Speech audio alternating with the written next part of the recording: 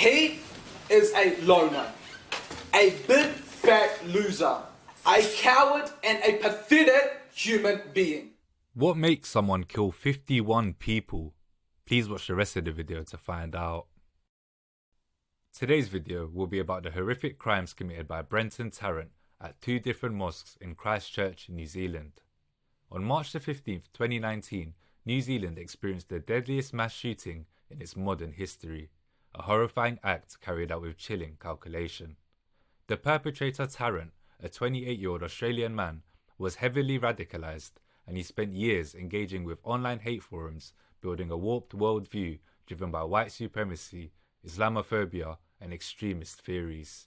What made this attack even more shocking was how openly he planned it, writing a 74-page manifesto and live-streaming the massacre online. It was a Friday afternoon, so Muslims were gathered for Jummah prayers at the Al Noor Mosque. Tarrant pulled up in a car loaded with weapons, and then without any hesitation, he walked through the doors and opened fire. He moved from room to room, shooting worshippers at close range. Families, elders, and children were gunned down. The livestream footage, later banned and condemned globally, showed just how cold and methodical the attack was. But the horror didn't end there.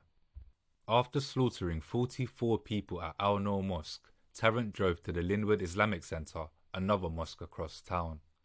There he continued his rampage, killing several more before he was confronted by a worshipper who fought back. That resistance, along with a swift police response, brought the massacre to an end. In total, 51 people were murdered and dozens more were seriously injured. New Zealand was shaken to its core. Prime Minister Jacinda Ardern addressed the nation and also led one of the fastest gun law reforms in the world, banning military-style automatic weapons just weeks after the attack. Tarrant was arrested just minutes after the second shooting. In 2020, he pleaded guilty to all charges, 51 counts of murder, 40 of attempted murder, and 1 count of terrorism. He was sentenced to life in prison without the possibility of parole, the first time such a sentence was given in New Zealand's history. I will now play you some footage of the judge's remarks at court. Each murder was the product of calculated and lengthy planning and was committed with a high level of cruelty and callousness. Some of your victims were children. Others were murdered by you as they lay wounded and incapacitated. If a minimum period of imprisonment was to be imposed, that bare summary of aggravating features would indicate a starting point considerably higher than 17 years. A single murder committed in such circumstances would warrant such a minimum term. Your act of terrorism resulted in the murder of 51 people and the serious wounding of 40 more. You shot people in the back and ignored the pleas of the wounded to be spared.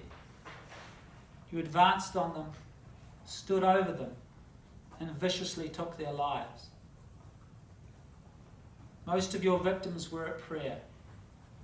You violated places of worship where people came together for peace and fellowship. Like the rest of the country, the worshippers had no inkling of the terror and carnage that was about to be perpetuated. It is difficult to look beyond the wicked nature of each murder and the pain and suffering you have caused to individual victims, to their families and loved ones. However, you are not only a murderer, but a terrorist. Your actions go further than demonstrating contempt for the sanctity of life. In the name of a political or ideological cause, you sought to violently intimidate the community and coerce the country's peaceable form of government and social order, essentially to attack New Zealand's way of life. The beliefs upon which you rely to justify your crimes are rooted in religious and ethnic antipathy and intolerance. The hatred that lies at the heart of your hostility to particular members of the community that you came to this country to murder has no place here. It has no place anywhere. You committed mass murder. You slaughtered unarmed and defenceless people. You maimed, wounded and crippled many others.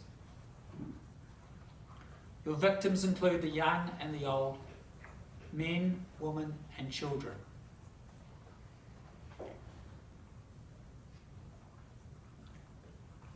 You have caused enormous loss and hurt.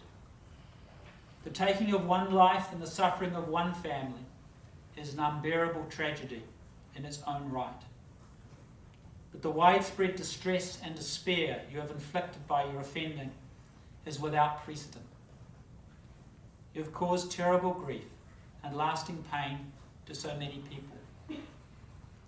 Bereaved families have been left desolate and bereft. The human cost of the extraordinary harm you have done to your victims, to their families, and to the whole community is beyond measure.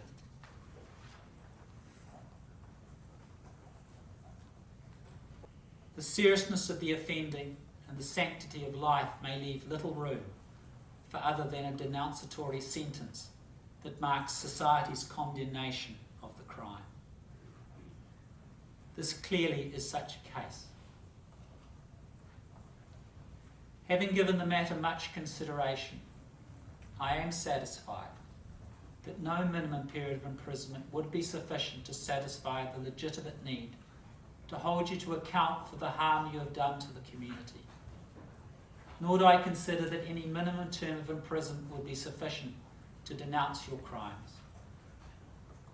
The nature and circumstances for your offending, unprecedented in this country, are such that I consider the requirement that you serve your sentences of life imprisonment for murder without parole as a necessary sanction that provides a proportionate response.